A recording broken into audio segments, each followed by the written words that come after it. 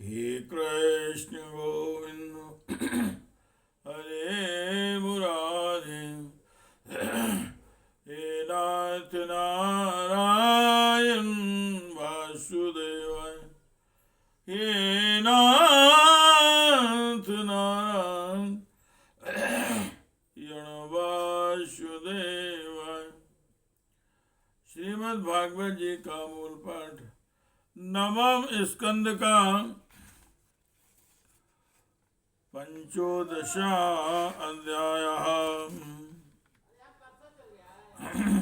अथवा 15वां अध्याय।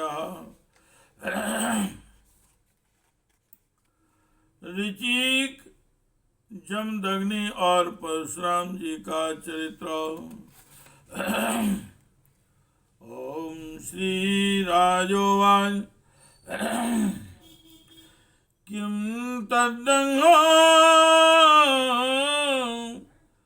कीतादंहो भगवतो राजन्येन जितात्महि।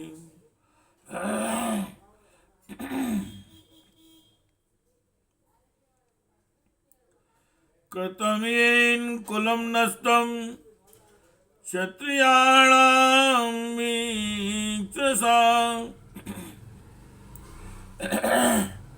राजा परीक्षित ने पूछा, भगवान अवश्य ही उस समय के क्षत्रिय विषय लोलुप हो गए थे, परंतु उन्होंने परशुराम जी का ऐसा कौन सा अपराध किया जिसके कारण उन्होंने बार बार क्षत्रियों के वंश का श्रृंगार किया।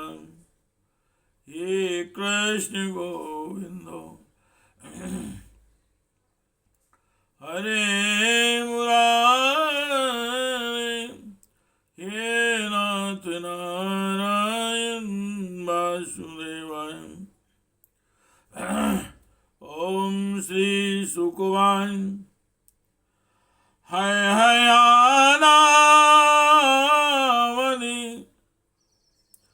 पतिर्जना क्षत्रियशुभां दत्तं नारायण श्यामसमाराध्य परिकर्मभिः। बाहुन्दशतं लेभे द्वन्द्वस्त्वं रातिषु अव्यायतेन्द्रियाणः श्रीतेजो वीर्यं यशो बलम्। श्री सुखदेव जी महाराज कहते हैं,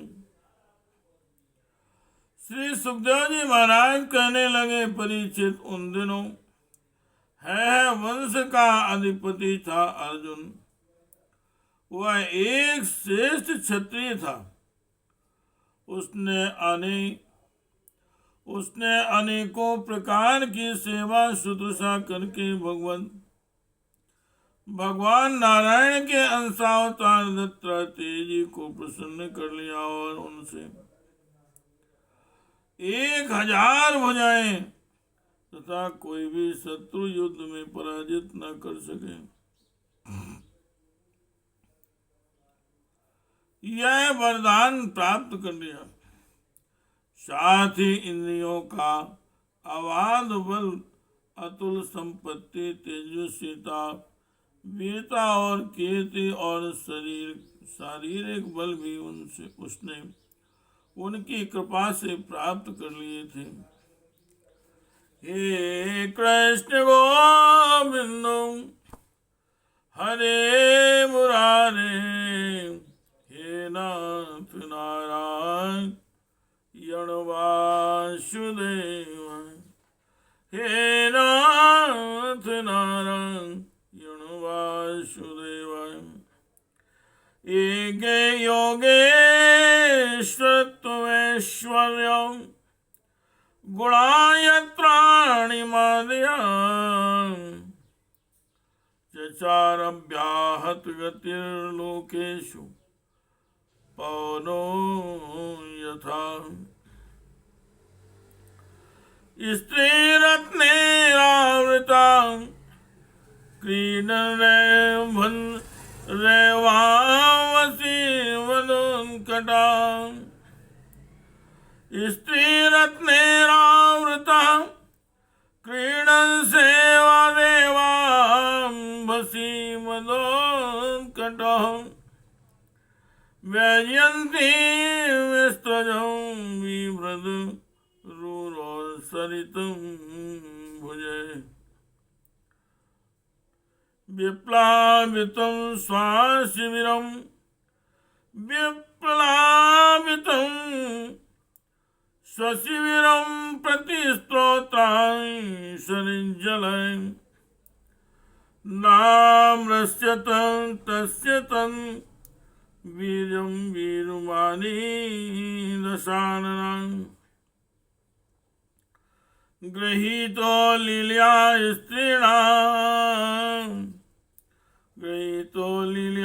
स्त्रीणां समक्षं कृतकिल्बिषां मायस्मत्यां सन्निरुद्धो मुक्तो येन कपिर्यथा सा एकदा तु मृगयां विचरन् विपिने वने यादृच्छा आश्रम पदं जमदग्निरूपा विशतो तस्मै सा नरदेवा मुने हरणमाहर्तुं शास्यन्यामात्यवाहाय हविस्मत्या तपोधन सा वीरस्तत्र तन् दृष्ट्वा आत्मैश्वर्यातिशायिनम् तन्नाद्रियताग्निहोत्र्यां शाविलासां सहया वह योगेश्वर हो गया था। उसमें ऐसा ऐश्वर्य था कि वह सूक्ष्म से सूक्ष्म, स्थूल से स्थूल रूप धारण कर लेता था।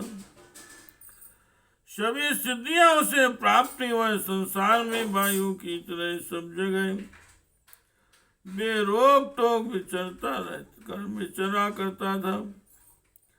एक बार गले में वैजयंती माला पहने सहस्त्रबाहु अर्जुन बहुत सी सुंदरी स्त्रियों के साथ नर्मदा नदी में जल विहार कर रहा था। उस समय मदोन्माद सहस्त्रबाहु ने अपनी बाहों से नदी का प्रवाह रोक दिया। दशमुख रावण का शिविर भी वहीं कहीं पास में ही था। नदी की धारा उल्टी बहने लगी, जिससे उसका शिविर डूबने लगा। रावण अपने को बहुत बड़ा वीर तो मानता ही था, इसलिए सहस्त्रार्जुन का यह पराक्रम उससे सहन नहीं हुआ।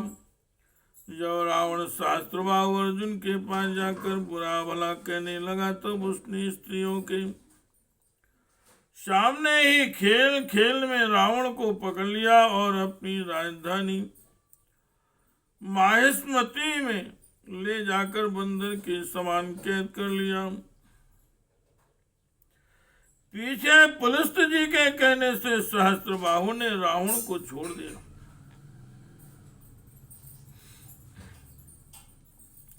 एक दिन सहस्त्रबाहु अर्जुन शिकार खेलने के लिए बड़े घोर जंगल में निकल गया था। देववश वह जमदग्नि मुनि के आश्रम पर जा पहुंचा। परम तपस्वी जमदग्नि मुनि के आश्रम में कामधेनु रहती थी। उसके प्रताप से उन्होंने सेना मंत्री और वहां वाहनों के साथ है हया हैयाधिपति का खूब स्वागत सत्कार किया। वीर हैयाधिपति ने देखा कि जमदग्नि मुनि का स्वर तो मुझसे भी बड़ा चढ़ा है, इसलिए उसने उनके स्वागत सत्कार के को कुछ भी आदर न देकर कामधेनु को ही ले लेना चाहा। हे कृष्ण गोविंद हरे मुरारे, हे नाथ नर वासुदेवाय, हे नाथ नारायण वासुदेवाय, हे कृष्ण गोविंद हरे मुरारे, हे नाथ नारायण वासुदेवाय। बहिर्धानी मृणेल पार्णरान हर तुम मचोदितुम तेजामश्मतिं निन्योहाशामशां कंदतीं बलान् अथ राजनि निर्याते राम आश्रम आगतं श्रुत्वा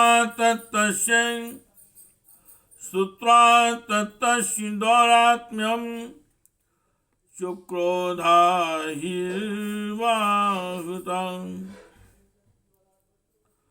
घोरमादाय परशुं शतूर्णं चर्मकारमुकम् अन्बधावन दुर्धर्षो मृगेन्द्र यूथपम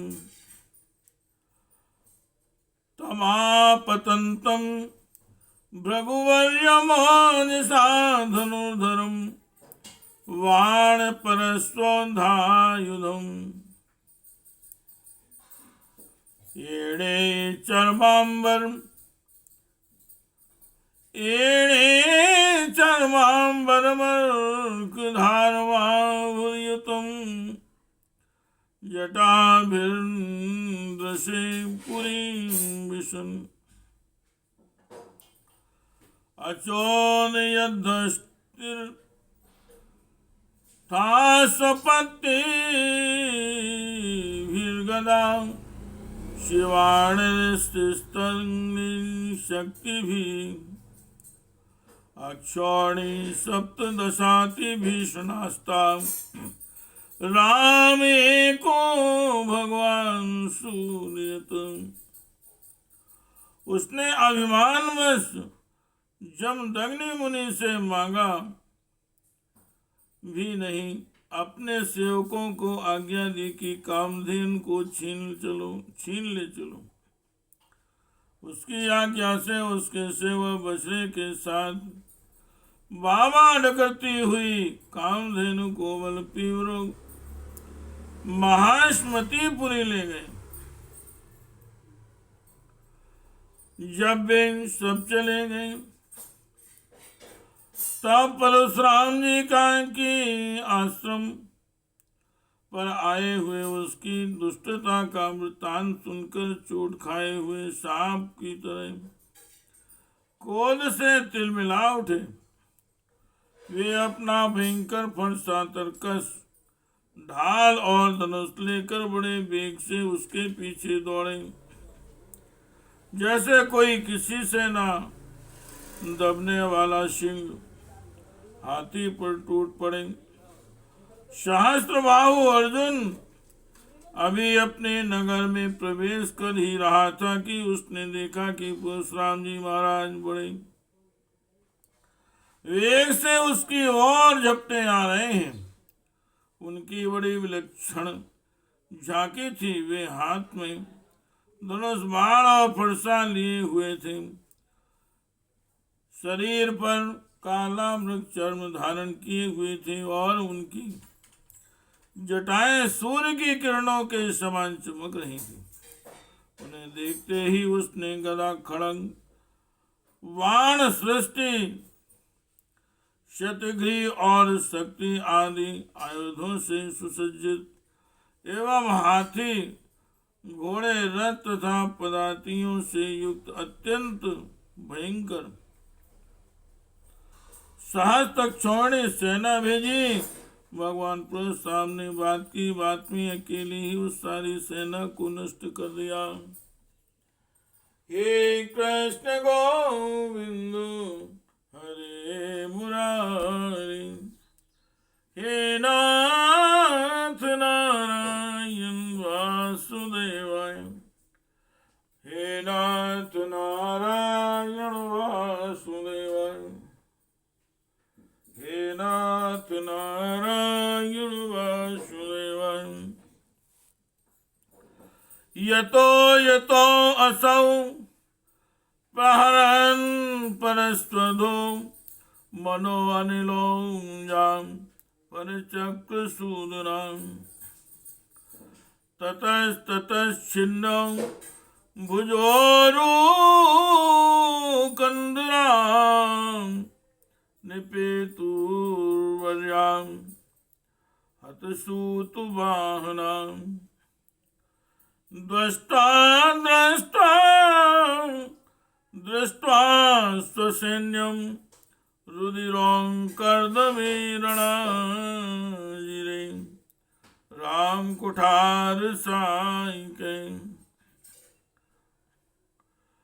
विव्रक्णचर्मध्वजं चापि विग्रहं निपातितं है आपतन्रुषा। अथार्जुना पंचशतेषु बाहुर्विधनुषो बाणान् युगपत्सान्दधे, रामाय रामावस्त्रवृतं शङ्गणेस्तान्ये धन्वे सुभिराञ्चिनत्तमम्, वनान् स्वहस्तैर्चलान् पुनः हस्तैर्चलान्, मृदेऽङ्घ्रिपाणञ्चक्षप्यं वेगान् विधावतो युधि, भुजान् कुठारेण कठोरनेमिना चिन्त्येद रामं प्रसवं त्वहेरिवम्, कृतबाहो शिरस्तस्य गिरिं शङ्खमिवाहरतो, हते पितरि तत्पुत्रां अयुतं दाद्रुर्भयान्।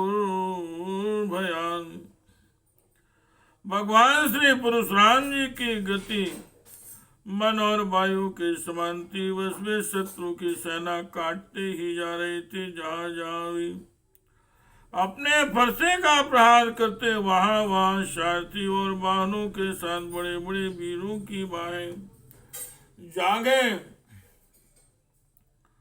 और कंधे कट कट कर पृथ्वी पर गिरते जाते थे।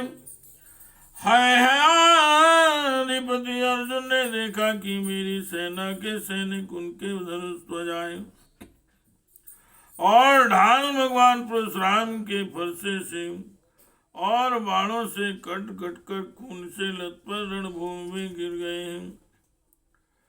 तब उसे बड़ा क्रोध आया और वह स्वयं भिड़ने के लिए आप धमका।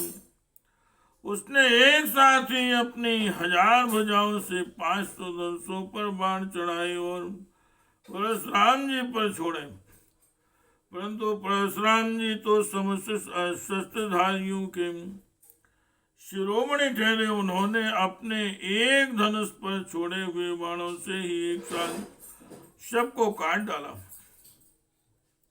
अब है अधिपति अपने हाथों से पहाड़ और पेड़ उखाड़ कर बड़े वेग से युद्ध भूमि में परशुराम की ओर झपटा। परंतु परशुराम जी ने अपनी तीखी धार वाले फरसे से बड़ी फुर्ती के साथ उसके सांपों के समान भुजाओं को काट डाला। जब उसकी बाहें कट गईं तब उन्होंने पहाड़ की चोटी की तरह उसका ऊंचा सिर धड़ से अलग कर दिया। पिता के मर जाने पर उसके 10,000 लड़के डर कर भाग गए। हे कृष्ण गोविंद हरे मुरारे, हे नाथ नारायण वासुदेवाय, हे नाथ नारायण वासुदेवाय। अग्निहोत्रीमुपावर्त संवत्सरं शावसां परवीरहां समुपेत्याश्रमं पितॄन् परिक्लस्तां समर्पयतो। स्वाकर्म तत्कृतं रामः पितॄन् भ्रातृभ्य एव च वर्णयामास तच्छ्रुत्वा जमदग्निर्भासतो। राम राम महाबाहो भवान् पापं कारयसि। औदीनरदेवं यतो शरदेवमयं वृतां, वयं हि ब्रह्मणास्तान् क्षमयार्हतां गता। ययालुं गुरुदेवां परमेष्ठिं पदं क्षमयारोचे लक्ष्मीर्वमी, क्षमयारोचे लक्ष्मीर्वामी शौरी यथां प्रभां। क्षमिणामासु भगवान् तुष्यते हरीश्वरां। राजो मूर्धावि सिक्तस्य वदो ब्रह्मवधान्। तीर्थ संशयाञ्चाहो जयांगाञ्च्युतचेतनाम्।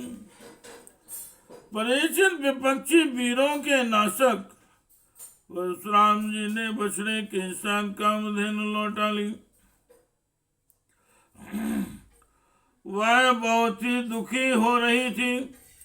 उन्होंने उसे अपने आश्रम पर लाकर पिताजी को सौंप दिया और महेशमती में सहस्त्रबाहु ने तथा उन्होंने जो कुछ किया था सब अपने पिताजी तथा भाइयों को कह सुनाया।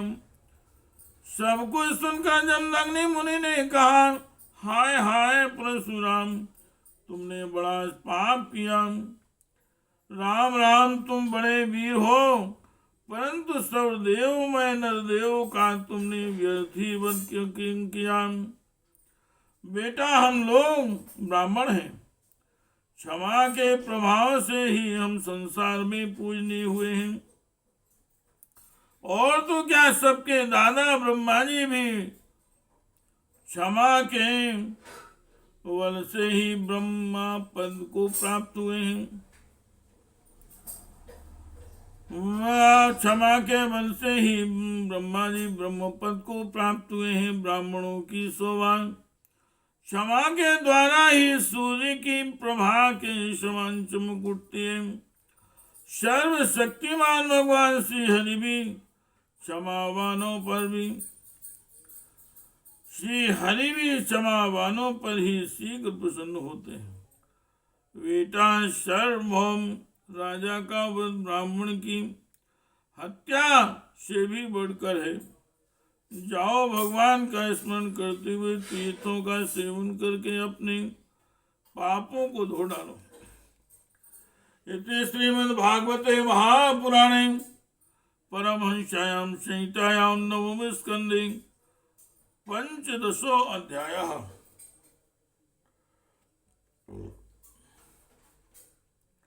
हे कृष्ण गोविंदो